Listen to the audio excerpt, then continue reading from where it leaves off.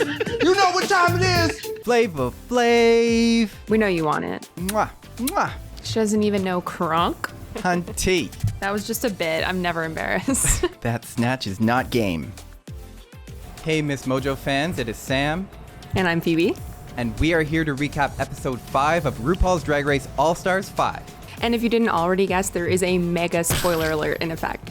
And make sure you stick around to the end because we will be recapping our scorecard. So this week, it is the Snatch Game, finally. Snatch Game of Love, as they've been doing in All-Stars. And our runway theme is Prom Queens. And our guest judges were Jeffrey Boyer-Chapman and Tommy Dorfman. So Jeffrey Boyer-Chapman, of course, was a guest judge on All-Stars 3. He's a judge on Canada's Drag Race. I'm really excited to see a Snatch Game. Let's get right into this. I can't wait. First bachelor to come in is Tommy Dorfman. He comes in, and who are his Snatchlerettes, Phoebe? We got Cracker as Lady Gaga, Alexis Mateo as Walter Mercado, and India as Jeffree Star. Very contemporary. Yeah, Jeffree Star. Wow, that one didn't age well. That was a big yikes. Yeah.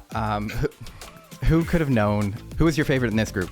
Honestly, Alexis Mateo, like 100%. I feel like the Jeffree Star Snatch Game was a total crash and burn. There was no Jeffree Star in there except the makeup was on point. But I'd have to say Alexis Mateo, wasn't necessarily a person that everybody knew. And I myself personally didn't know, but I was in hysterics the entire time. So that just goes to show the power of that performance. Because I am a psychic and I can tell she's confused and she regrets being here.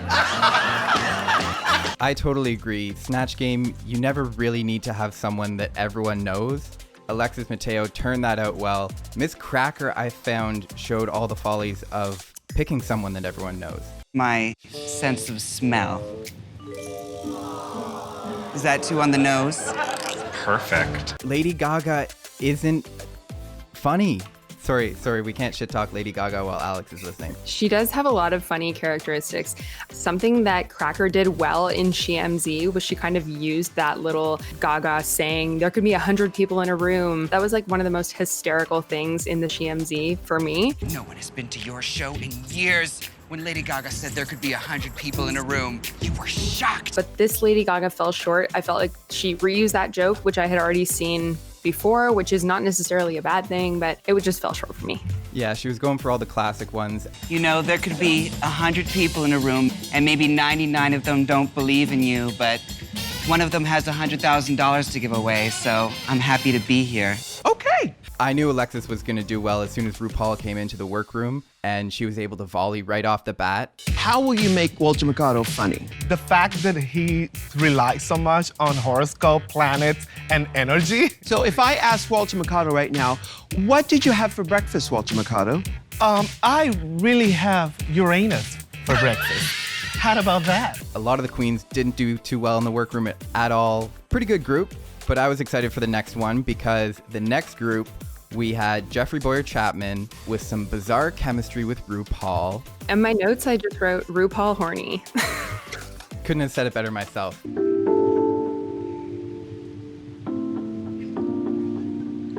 Is that the shirt I bought you? It still smells like you.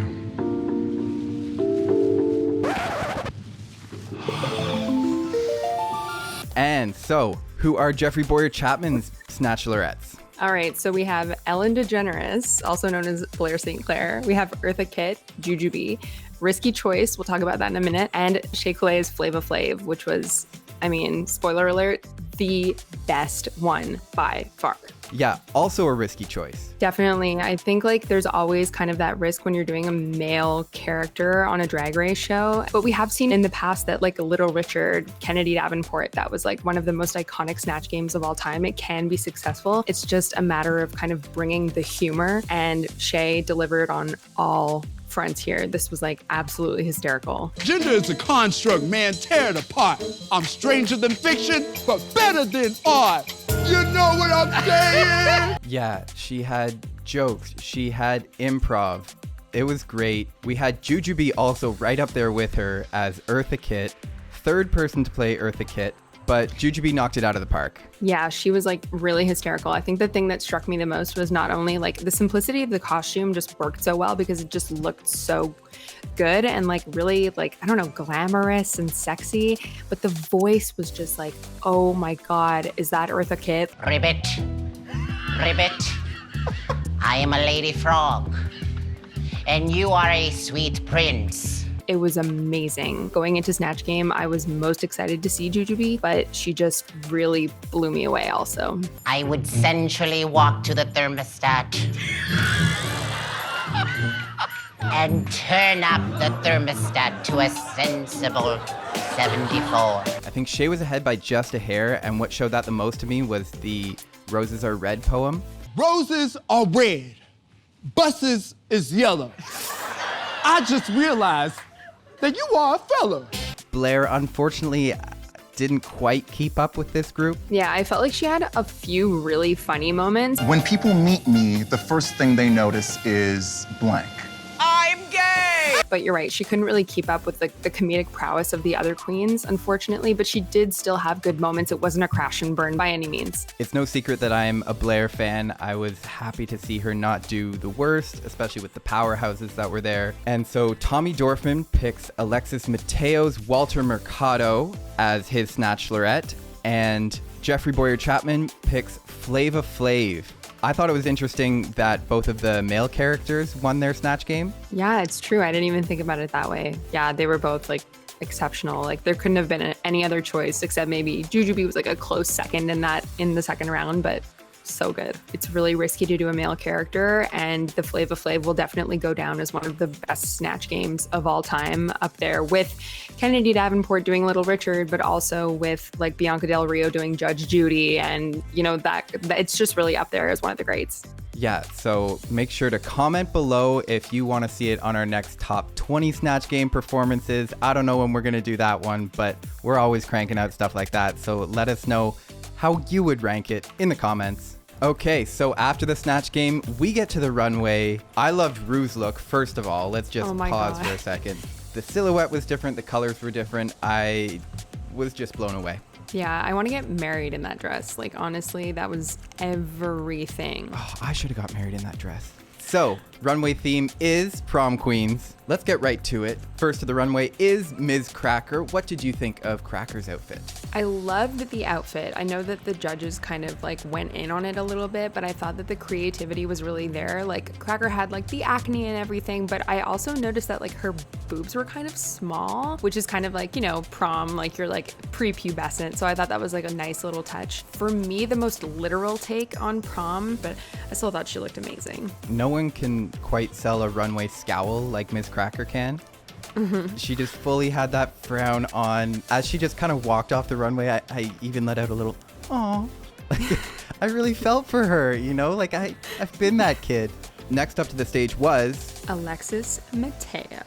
And what'd you think of this one? It was honestly like perfect. Like perfection. She looked absolutely stunning. She is giving quinceañera. She's giving the lovely wavy hair.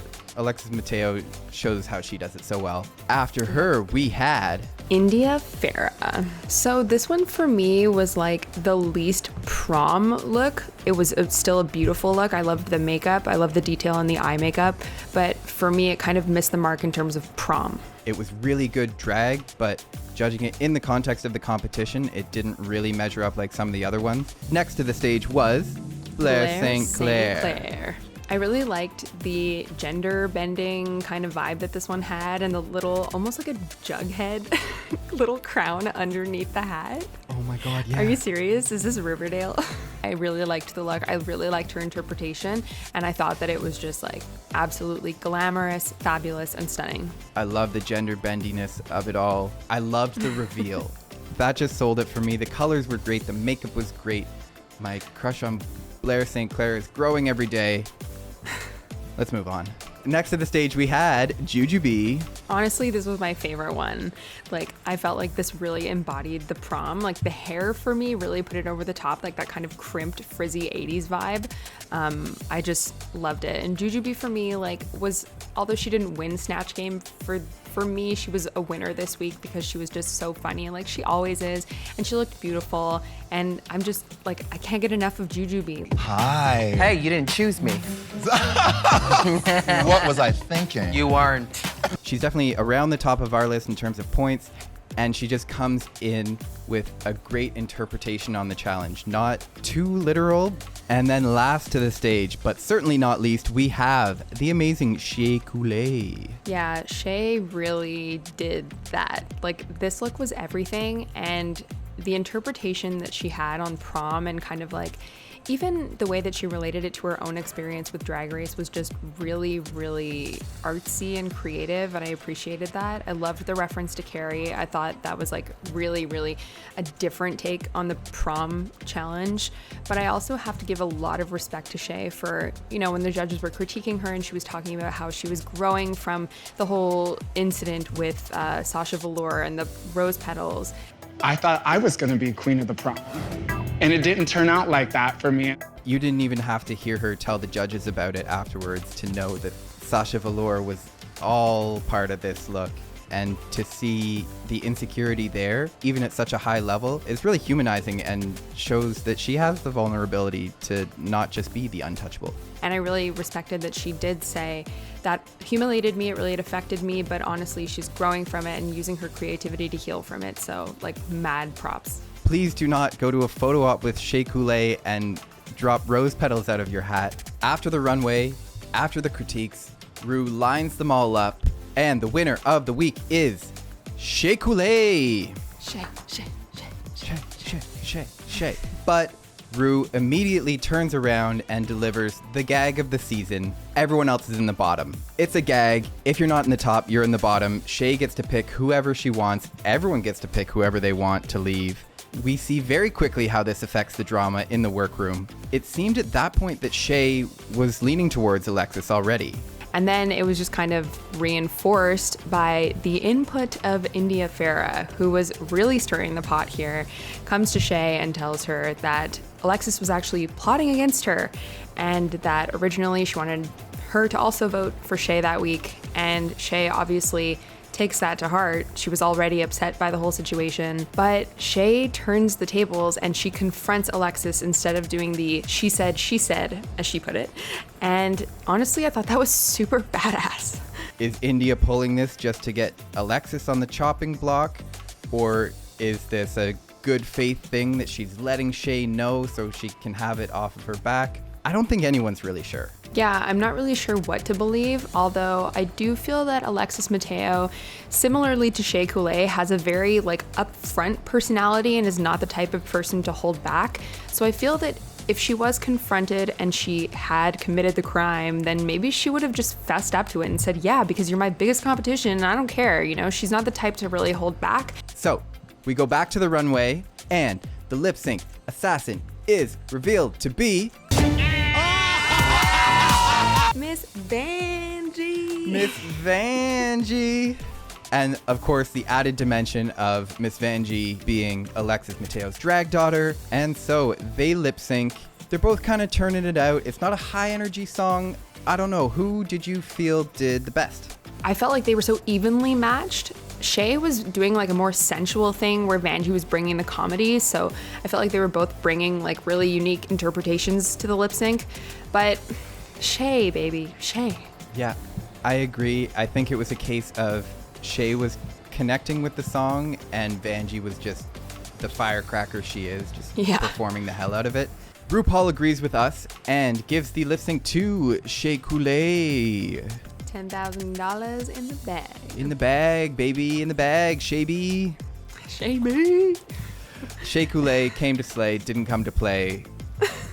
Cementing herself as a front runner today. Cementing, she was already a front runner. Like as soon as she walked in the workroom with that look, oh my God.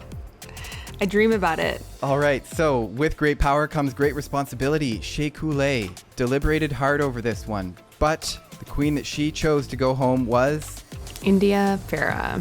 India Farah being in the bottom 4 weeks in a row did not pan out too well for her. She did one last stir the pot to try and save her chances. Did not work. Mais c'est la vie. the old school drag is not in the past. It's still very much alive and kicking, which brings us to our scorecard. Everyone who's not the top all-star of the week is in the bottom.